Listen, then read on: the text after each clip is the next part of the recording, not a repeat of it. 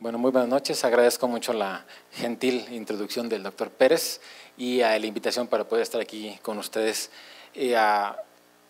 hablándoles un poco de la determinación de ER2 mediante reacciones de hibridación.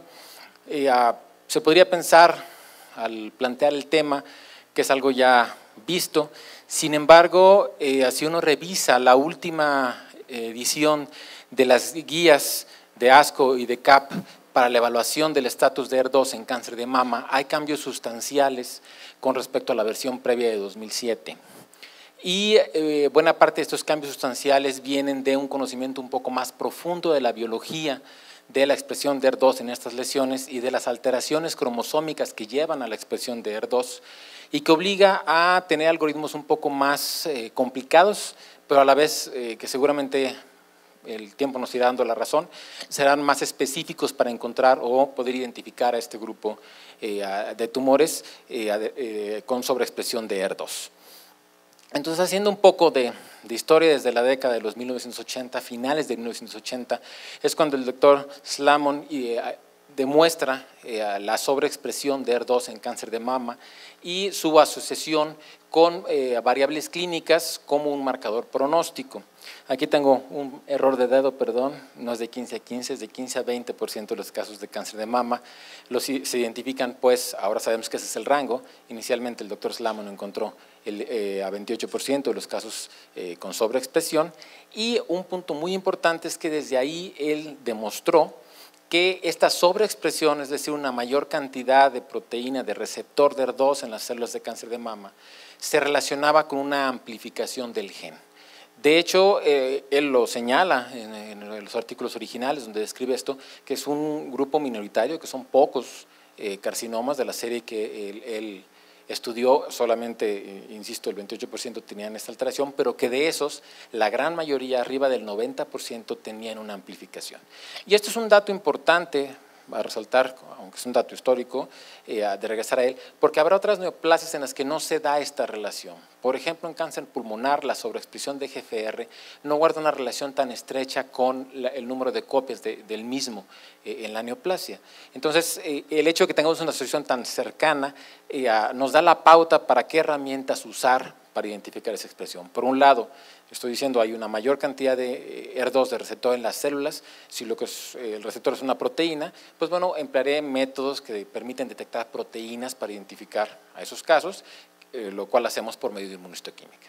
Y en el caso de la amplificación, frente a lo que estamos hablando de ello, es una alteración estructural en el DNA, y entonces metodologías como el FISH, como las reacciones de hibridación, son adecuadas para identificar esta alteración, de tal manera que, y con una certeza, dado el gran porcentaje de casos que tienen amplificación, con una certeza pues bastante considerable.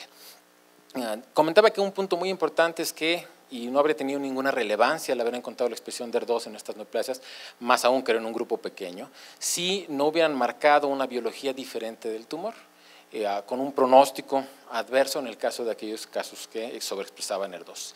Y este hecho lo viene a reforzar, lo viene a replicar mediante metodologías diferentes en la clasificación molecular. Finalmente, como sabemos, hay un grupo ER2 en la clasificación molecular y viene finalmente a darle la razón a lo que ya se tenía mucho tiempo de conocer, de que era un grupo biológicamente diferente al resto de los casos de cáncer de mama. Entonces, como bien decía, puede haber diferentes maneras pues, para identificar esta alteración, esta sobreexpresión de ER2, y los métodos que inicialmente se empezaron a emplear fue sí la inmunohistoquímica, perdón, ya me está pasando lo mismo que el doctor Pérez.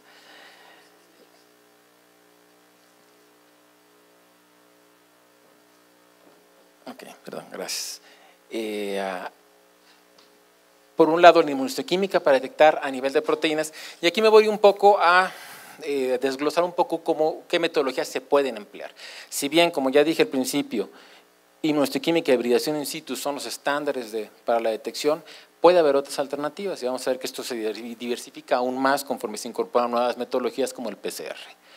Entonces, las diferentes metodologías parten de la diferente molécula que yo estoy identificando. Si lo que yo identifico para ver qué casos sobreexpresan ER2 es la proteína. Bueno, lo puedo hacer por inmunohistoquímica, pero lo puedo hacer también por Western blot. Serían las dos metodologías. Inicialmente se llegó a emplear el Western blot para identificar estos grupos del carcinoma. Claro, en protocolos de investigación no llegó eso a la práctica clínica, pero sí se llegó a emplear. Si yo voy a buscar a nivel de DNA la presencia del gen, puedo hacerlo por Southern blot o por hibridación in situ, como lo hacemos. Y una manera extra de identificar la sobreexpresión es a nivel de RNA. Finalmente, el hecho de que haya muchas copias del gen hace que haya una mayor cantidad de RNA que se genera transcribiendo esas múltiples copias del gen y que finalmente, si ese RNA no se degrada, pues llegará a una mayor cantidad de proteína. Es todo el camino que recorre esta sobreexpresión o que tiene que darse para que haya la sobreexpresión y en diferentes puntos yo lo puedo identificar por diferentes metodologías.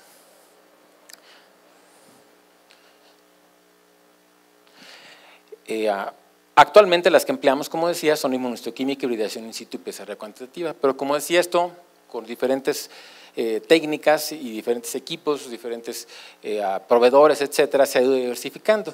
Tal manera que la hibridación in situ, actualmente tenemos 3 diferentes variantes: la hibridación in situ fluorescente, la hibridación in situ cromogénica y la hibridación in situ con sales de plata. Aquí la diferencia únicamente es cómo hago yo evidente que están ahí el mayor número de copias. Finalmente decíamos, aquí lo que busco es DNA, entonces yo busco directamente en el DNA las copias, como lo hago con una sonda que se va a ir a pegar al gen. Si yo tengo una copia del gen, pues encontraré una sonda pegada ahí. Si yo tengo muchas copias del gen, encontraré muchas sondas pegadas. ¿Cómo identifico si hay muchas sondas o pocas sondas? Pues las veo en el microscopio empleando sustancias fluorescentes. Yo hago la reacción de hibridación y en el microscopio uso luz ultravioleta para estimular a las sustancias fluorescentes que emitan su fluorescencia y entonces veo las diferentes ondas que están hibridadas y por consiguiente las diferentes copias del gen. Alternativamente yo puedo unir a esa sonda ciertas moléculas que me permitan después hacer una reacción semejante a lo que hacemos en inmunohistoquímica. Usar un cromógeno, un anticuerpo que reconozca a la molécula que va pegada a la sonda y esa molécula pegada me permite un cromógeno que naturalmente es insoluble e incoloro, hacerlo hacerlo insoluble y que tenga color, de tal manera que donde esté la sonda va a depositarse el cromógeno y voy a ver color, voy a ver un punto de diaminobencidina, es habitualmente lo que se emplea. Y finalmente, otra manera de hacerlo es depositando sales de plata también que cambian de un estado soluble a un estado insoluble y se precipitan en el sitio donde está la sonda. Hay diferencias entre estas, el FISH fue la primera que se empezó a emplear, es con la que hay más trecho recorrido, más preparación y vamos a ver ahorita que tiene algunas otras peculiaridades por esa misma razón y las otras son más recientes. En general la mayor parte de kits comerciales que se ofrecen para FISH emplean una sola sonda, la sonda del cromosoma del gen ER2 y a diferencia de esto la mayor parte de los kits comerciales que podemos usar para FISH o para SISH emplean no nada más la sonda del gen ER2, sino una sonda también para el cromosoma 17. ¿Por qué se hace esto? Porque lo que da la sobreexpresión es una amplificación del gen. Como sucede en muchas neoplasias, el DNA sufre muchas alteraciones y una de las cosas que puede ocurrir es que yo tenga muchas copias del cromosoma, no muchas copias del gen. Cromosoma 17, que es el cromosoma donde se encuentra ER2. De tal manera que si yo tengo 4 o 5 copias del cromosoma 17, pero cada uno de esos cromosomas 17 tiene una única copia, eso no ocasiona sobreexpresión de la proteína. Y por consiguiente, esos pacientes no serían candidatos a un tratamiento, como sabemos que ahora podemos hacerlo. Entonces, esa es la importancia de emplear sistemas duales, que yo puedo identificar esas dos circunstancias. Habitualmente, cuando hay amplificación del gen,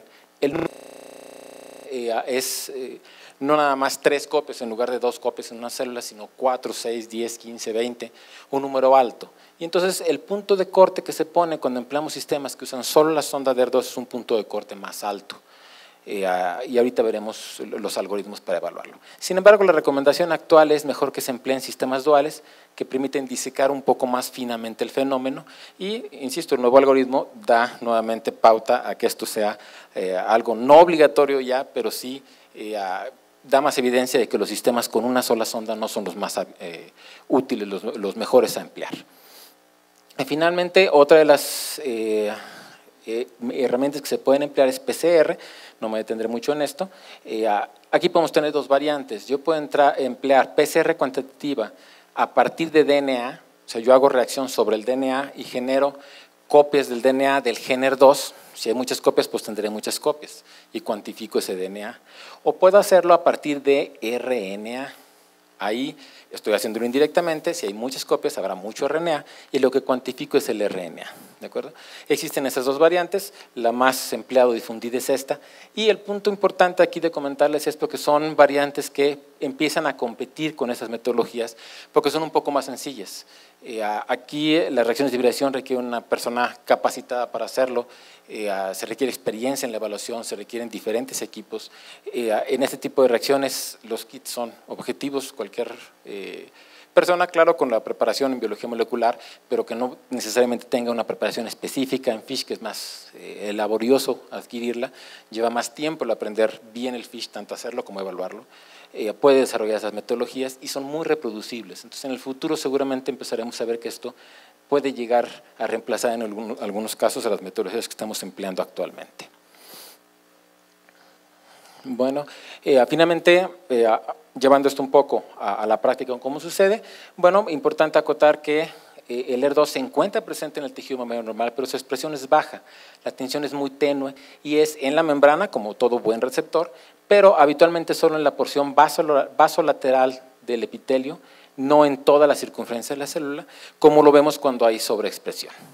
Cuando tenemos sobreexpresión vemos, sí está demasiado sensible, las células con expresión intensa en toda la membrana, en los casos de carcinoma, y bueno, tenemos diferentes positividades, no todos los casos tendrán una expresión tan intensa como esta que estoy mostrando aquí, sino algunos tienen expresiones menores y entonces tenemos grupos, se gradifica esto como 3 más, 2 más, 1 más, como ustedes ya sabrán. Y bueno, tenemos los puntos de corte para hacerlo, comentar que en todas las metodologías un poco se escapan a esto, las metodologías moleculares, como comentaba el PCR, hay una zona gris, una zona intermedia en la cual yo no puedo garantizar que haya expresión o no la haya expresión. Un equívoco, que sería en este caso el 2 cruces, que no necesariamente va a ser una paciente candidata al tratamiento y que me deja sin saber mucho y tenemos que pasar a otros estudios, como en este caso. Por eso son las dos metodologías que empleamos como la hibridación in situ para poder discernir en esos pacientes si pueden ser candidatos al tratamiento o no. Ahondando un poquito más en lo que es la hibridación in situ, finalmente yo uso sondas, ya lo había comentado, y me permiten identificar su presencia en el DNA.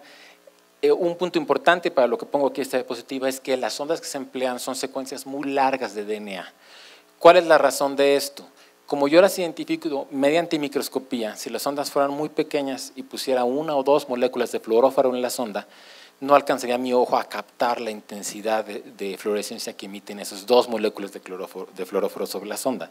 Entonces necesito sondas muy grandes que tengan unidas muchas moléculas de fluoróforo para que mi ojo pueda identificarlas al microscopio. Eso hace que lo que yo identifique mediante hibridación in situ sean alteraciones estructurales ya propiamente, incluso de cromosomas.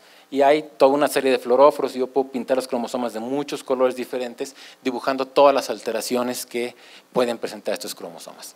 ¿Para qué comento todo esto? Bueno, el FISH me permite hacer una disección así de fina, así de extensa, así de amplia de las alteraciones genéticas estructurales en el DNA y eso no me lo permite la PCR, eso no me lo permite la inmunohistoquímica, no me lo permite nada más la reacción de FISH para ER2. Obviamente tengo que emplear más sondas, pero el FISH me permite en un momento dado explorar un poco más a fondo cuáles son las alteraciones en este cromosoma 17 que finalmente me están dando lugar a la amplificación de ER2. Y esto reviste importancia por los hallazgos últimos que comento, son los que llevan al cambio en el algoritmo en esta versión 2013 de las guías para la evaluación.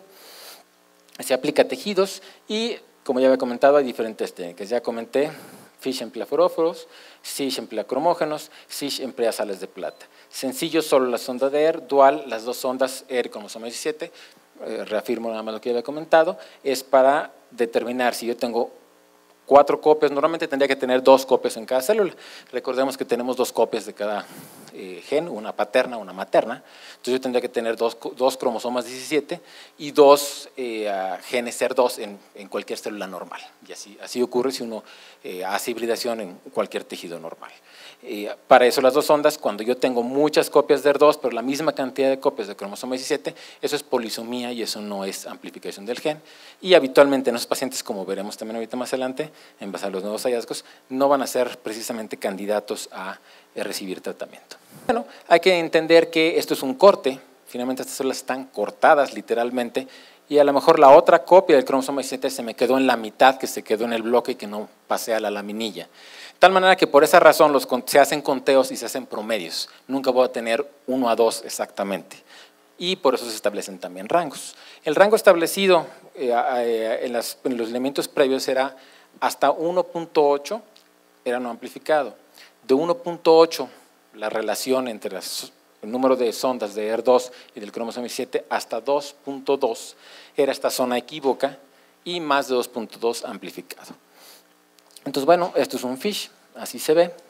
Esta es la variante con sales de plata y que comentaremos más adelante las ventajas de hacerlo de esta manera. En negro, en este caso, las sales de plata se ven negras en el microscopio, entonces en negro están, estos puntos negros son la copia del cromosoma del gen ER2, perdón, y los puntos rojos más grandes son el centrómero del cromosoma 17. De hecho, esto es epitelio mamario normal y esto es neoplasia. Entonces, en este caso la neoplasia no parece estar amplificada, vemos que hay pocas copias de ER2, no es 1 a 1 como dijimos, pero no hay muchas más de las negras que de las rojas. Y aquí en el epitelio mamario normal casi en todas vemos 2 contra 2, ¿de acuerdo?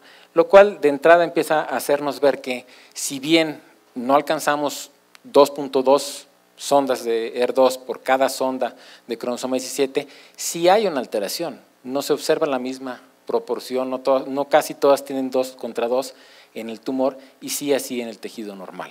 Entonces hay alteraciones en el cromosoma 17 que a fin de cuentas aquí tenemos una manera de visualmente de decir las hay, pero al contar y al hacer promedios cuantitativamente no podemos demostrarlas bien a bien. De ahí los cambios pues en el algoritmo y ya pasando al algoritmo, que es probablemente lo más importante de comentar. Este es el algoritmo de 2007, la valoración primero por inmunohistoquímica, aquellos casos en los que hubiera expresión, como ya había yo comentado, intensa en toda la membrana de la célula, en al menos más de 30% de las células tumorales visibles, es un caso que se da como positivo.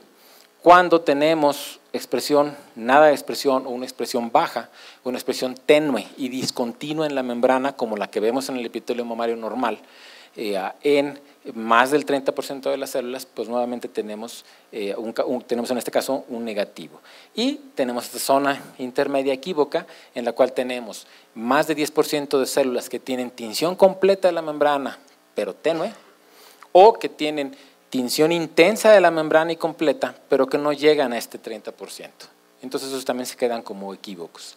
¿Qué hago en esos casos? No puedo decir les doy tratamiento, no les doy la terapia dirigida a este blanco molecular. Bueno, entonces recurro a otra metodología, busco la amplificación por reacciones de hibridación. Si es más de 2.2 en un FISH o SISH con las 2 ondas, entonces digo que hay amplificación. Si hay menos de ese 1.8, digo que no hay amplificación. Y si tengo entre 1.8 y 2.2, lo dejo como equívoco. ¿Qué pasa? No son muchos pacientes, pero en ese paciente no tenemos una decisión de si podemos o no, si es candidato o no a recibir terapia. Este es uno de los problemas que se presentan ya en la aplicación práctica de esto. Y como ya decíamos, surge también la duda de otros contextos. ¿Qué contextos que no estamos comentando aquí? Bueno, las neoplasias, como ya vimos, visualmente tienen finalmente sí alteraciones ahí en el cromosoma 17 y hay la idea, o hubo la idea, y fue la manera de empezar a indagar y a ver qué sucedía con este tema, de si la polisomía realmente incrementaba la expresión de proteína.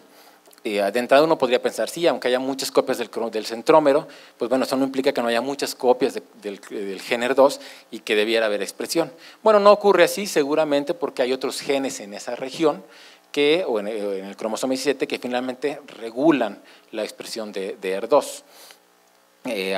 Entonces, por esa razón no ocurre o no parece ocurrir, realmente los datos apuntan a eso, pero no son todavía completamente concluyentes, a que cuando tenemos muchas copias del cromosoma 17 realmente no tenemos sobreexpresión, sino cuando hay amplificación. Sin embargo, bueno, insisto, esto es algo que se ha ido viendo, pero que había hasta hace algunos años la duda, realmente lo hay. Y los primeros trabajos que hubo daban resultados controversiales. Algunos decían sí hay relación entre polisomía y sobreexpresión de ER2, otros decían no la hay. Aquí hay un punto importante a aclarar. ¿Cómo definir polisomía? Yo no tengo otra manera, si me baso en un FISH nada más, no tengo otra manera más que haciendo el conteo de copias del centrómero del cromosoma 17. Y esa es la manera en la que en algunos de estos estudios se definió polisomía. Hay muchas copias del cromosoma 17, la sonda del cromosoma 17, ahí hay polisomía, que ahorita veremos que no necesariamente es cierto. En este contexto de alteraciones en el cromosoma 17, que no siempre aparece todo otro cromosoma 17, y que vamos a mostrar esquemas ahorita de eso, puede haber alteraciones en las cuales yo tenga muchos centrómeros, pero no necesariamente tenga muchos cromosomas 17, ¿de acuerdo? Entonces, estas discordancias vienen de ese tipo de situaciones que no se pueden ver con esa metodología, y eso finalmente sí puede dar sobreexpresión de la proteína, ¿de acuerdo? ¿Qué otro punto importante? Bueno, ¿qué otro punto causaba duda? Los equívocos, obviamente, que se quedaban equívocos aún con el FISH, pero también aquellos casos en los que había discordancia entre inmunohistoquímica y FISH.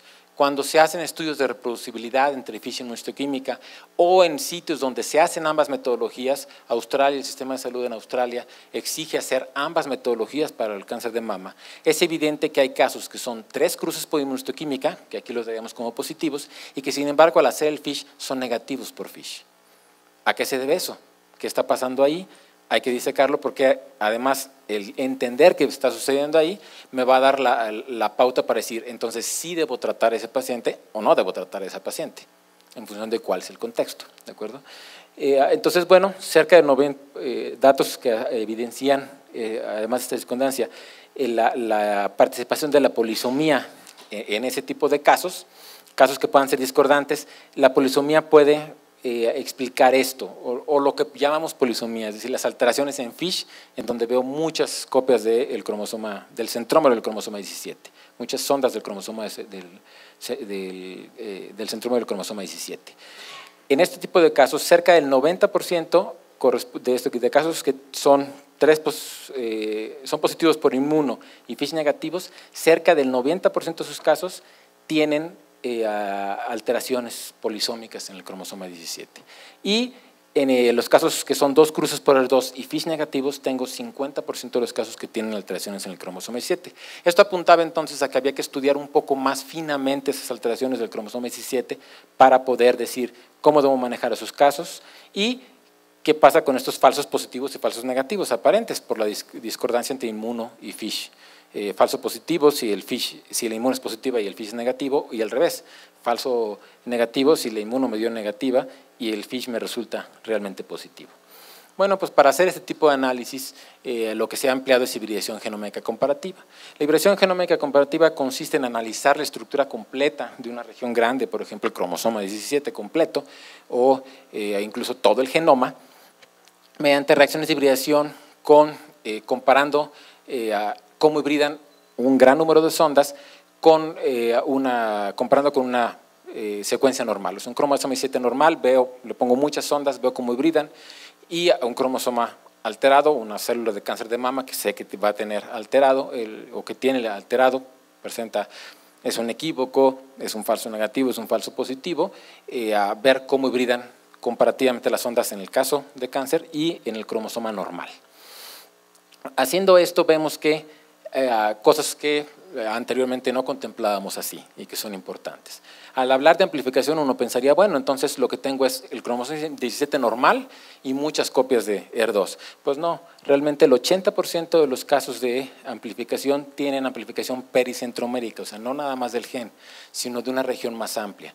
Y el otro 20% pueden tener no nada más en la región pericentromérica, sino en otras regiones del cromosoma 17.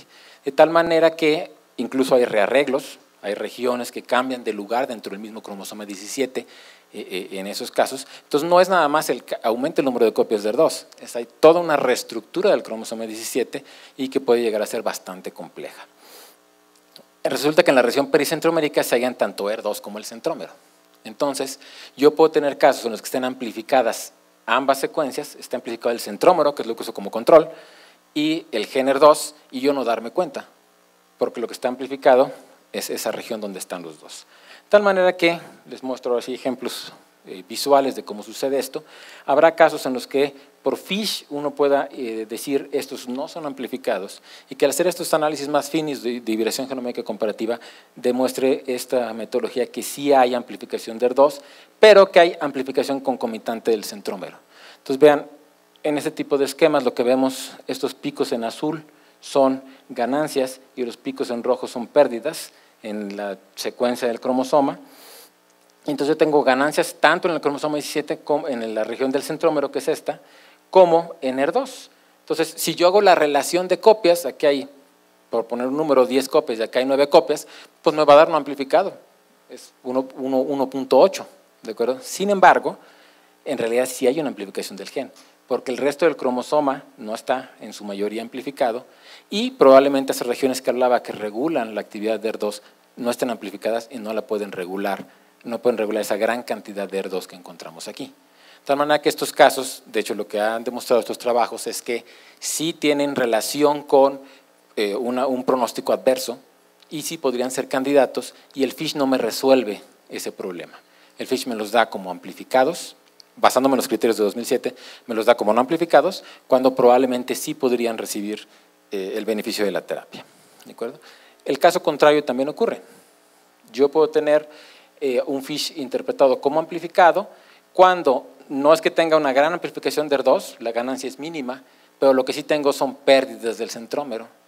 Entonces tengo menos centrómeros de los que debería de haber y resulta que doy por hecho que entonces ER2 está amplificado cuando la amplificación es mínima y el efecto biológico realmente no existiría. Entonces, nuevamente, este sería un falso positivo y análisis de este tipo me permiten identificar ese tipo de situaciones. Basado en toda esta evidencia es que se planteó un nuevo algoritmo con cambios, insisto, sustanciales con respecto a lo previo. Hago la inmuno como normalmente y para la hibridación cambio el punto de corte a 2 para empezar. Ya no es más de 2.2 positivo, es 0.2 para arriba es positivo, de 0.2 para abajo sería negativo, pero hay consideraciones adicionales. Yo tengo igual o mayor a 2, si tengo un número alto de copias de ER2, entonces eso lo más probable es que sí sea una amplificación real de ER2. Pero si tengo un bajo número de copias de ER2, es probable que lo que esté teniendo sea pérdida del centrómero y no amplificación de ER2. De tal manera que esos casos deben ir a una segunda manera de evaluación o a una evaluación conjunta con inmunohistoquímica, por ejemplo. ¿De acuerdo? Entonces, o en su momento, yo creo que en su momento esto va a ocurrir, empiezan a aparecer plataformas que empiezan a hacer más accesibles estos análisis de hibridación genómica comparativa, a lo mejor el algoritmo será en algunos años, este tipo de casos van a hibridación genómica comparativa para poder decir si realmente hay amplificación o no del gen ER2. Por otro lado, cuando el rango es menor a 2, si yo tengo un número alto de copias de ER2, en realidad eso lo más probable es que sea un positivo. Y si el número es suficientemente alto, se considera como positivo, aunque el rango, aunque la relación entre ER2 y cromosoma 17 sea menor a 2, que eso no lo hacíamos anteriormente, cambia drásticamente y el criterio. Anteriormente eso hubiera sido negativo, directo. Y si está en el rango entre 4 y 6 copias de ER2, entonces lo doy como equívoco y tengo que o repetir la hibridación por otra metodología, idealmente en otra muestra, o repetir en otra muestra resultados de inmuno y en conjunto inmuno-hibridación, decidir si el paciente tiene amplificación o no. ¿De acuerdo? Ahí es un poco una decisión, no hay un criterio así estricto definido, sino habrá que tomar una decisión en conjunto, obviamente con el oncólogo, de este tipo de circunstancias. Y cuando hay menos de 2 y hay un bajo número de copias de ER2, entonces se da de todos modos como negativo. Sigue siendo basado en FISH, sigue teniendo sus limitaciones, pero es un abordaje que abarca algunas situaciones que anteriormente no estábamos contemplando al tomar en cuenta el número de copias de ER2 y de hecho en este punto que quedarían aquí todavía como equívocos hay un suplemento a las guías que todavía da algunas situaciones adicionales tomando en cuenta el número de copias del cromosoma 17, el número de copias del centrómero del cromosoma 17 para ayudar en esa decisión. Entonces, insisto, se vuelve más complejo, pero definitivamente también seguramente más preciso en la definición de si la paciente finalmente va a ser candidata o no a un tratamiento. Finalmente, ya nada más algunas acotaciones extras, más allá de estos cambios, algunas diferencias entre usar FISH o usar SISH, ventajas, mayor disponibilidad de sondas para evaluaciones más finas, insisto, yo puedo analizar toda la estructura del cromosoma 17 por FISH y por SISH no existen todavía los sistemas para ello. Entonces es una ventaja.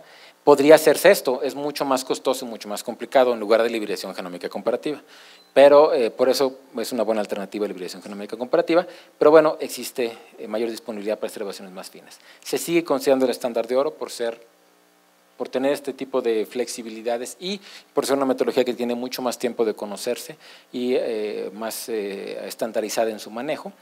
Desventajas, requerimos equipo especial, requerimos un microscopio de hiperfluorescencia que no son económicos, que tienen un tiempo de vida media corto, etcétera, etcétera. Para operarlo se requiere un cuarto oscuro, la evaluación es en campo oscuro, yo veo células, no puedo decir bien a bien qué célula es una célula de carcinoma, es un linfocito, no es fácil decirlo. No es fácil a lo mejor para un ojo no experimentado y como muchas de estas evaluaciones las hacen citogenetistas, entonces es una dificultad con la que se pueden encontrar las personas al evaluarlo. Y finalmente los fluoróforos pierden su capacidad de florecer con el tiempo. Entonces yo no puedo almacenar estas reacciones. Una reacción de FISH se tiene que fotografiar, se puede guardar y puede durar a menos 20 años, 4 o 6 meses tal vez, pero eventualmente pierde la fluorescencia y no puede ser como una reacción de HE, una tinción de HE que puedo tener yo 20 años la laminilla guardada y sigue estando ahí. Esto sí ocurre con el SISH. El SISH, como son cromógenos que no son fluoróforos, no son sujetos a la estimulación de la luz para tener color, entonces yo puedo hacer preparaciones que pueden durar muchos años y que puedo archivar como cualquier material ordinario de patología. No requiere ningún microscopio especial, con el microscopio óptico habitual que emplea el patólogo se puede evaluar y un punto tal vez el más importante, me permite la evaluación simultánea de la morfología de las células y de las ondas. Entonces yo puedo decir, esto es un carcinoma in situ, no es un carcinoma invasor, ¿de acuerdo? Y no voy a evaluar en esta zona, que en un campo oscuro sería un poco más complicado. Y les pongo ejemplos de esta situación particular y ejemplos que ilustran también cómo el tener a un patólogo involucrado en la evaluación de estas reacciones del FISH es siempre muy útil porque el patólogo puede aportar parte de su expertise para discernir ciertos casos. Este hecho es un caso que vimos hace un par de semanas y que al empezar a ver la reacción me fui directamente a 100 por, que es el aumento en el que se evalúan, y esta zona que veo aquí, si ustedes se fijan, se ve aquí una hilera muy bien definida de células, corresponde a un área de carcinoma in situ. Yo caí en esta área al empezar a evaluar y mi primera impresión fue, este caso está amplificado. Como ustedes saben, el 60% de los carcinomas in situ tienen amplificación de ER2 y eso no significa que el invasor que lo acompaña tenga el mismo estatus de amplificación del gen. Como sabemos es entre el 15 y el 20%. De tal manera que bueno, empecé a evaluar y después me topé sí en el 100 por con esta hilera de células y dije, a ver, me alejé y entonces vi, esto probablemente sea un área de carcinoma in situ. ¿Qué hice? Aquí solo puedo decir probablemente. Fui a la laminilla de HE, siempre que hacemos una reacción de FISH, y eso es algo que le corresponde al patólogo hacer, junto con el corte para el FISH es un corte en HE, de tal manera que lo que estoy viendo en el HE es muy cercano, prácticamente igual a lo que yo voy a ver en el FISH. Y entonces ahí corroboré en el HE que sí había un área de carcinoma in situ justo en medio de la muestra que estaba evaluando y que es esta. De esa manera ya no evalué sobre esta área, obviamente evalué sobre las áreas adyacentes y finalmente el caso no tenía amplificación del gen ER2. Entonces, finalmente, un poco también impacta el equipo que trabaje. Este es el área de in situ, esta es la línea de células que delimitan el conducto y vean cómo se ven varias señales, muchas en algunas células de ER2 con respecto a las del cromosoma 7 y por eso mi primera impresión fue esto va a estar amplificado. ¿de acuerdo? Este es el HE, donde yo pude ver que esto es un in situ, y en el HE incluso me fue evidente que había otra área de in situ, que inicialmente yo no había advertido en la imagen inicial del fish. Perdón. Esta área de aquí es la otra área de in situ, y yo podría haberla evaluado también, yéndome con la finta de que lo único in situ era esto, y no, ya viendo el HE, me di cuenta que había dos áreas contiguas de in situ y tuve cuidado en no evaluar en esas áreas. ¿De acuerdo? Finalmente, bueno, el SISH me permite eliminar completamente eso. Aquí yo veo las ondas y veo al mismo tiempo que esto es in situ y que esto es invasor. Entonces, esa es una de las ventajas del SISH y nos permite pues hacer más rápido la evaluación. Sin embargo, hasta el momento se sigue considerando estándar de oro el FISH, y siempre que se va a iniciar el SISH como metodología en un laboratorio tiene que validarse contra el FISH, ver que los resultados emitidos por SISH sean reproducibles contra los emitidos por FISH. ¿Qué hacemos nosotros en el laboratorio? Que tenemos las dos metodologías. Cuando tenemos este tipo de circunstancias que no nos queda claro si es in situ o no es in situ, y el HE a lo mejor no nos ayuda mucho, entonces hacemos un SISH y resolvemos el problema de esa manera. ¿Qué otro tipo de casos empleamos? Cuando el invasor es muy pequeño. Tengo focos de microinvasión o focos pequeños de apenas escasos milímetros de invasión. Ahí es donde tengo que evaluar el ER2, y en el campo oscuro eso se vuelve demasiado complicado. Entonces empleamos el SISH. Entonces tiene a lo mejor en ese contexto de ventajas, y cuando uno tiene disponibles ambas metodologías, pues una participación que aporta y que le da algunas ventajas.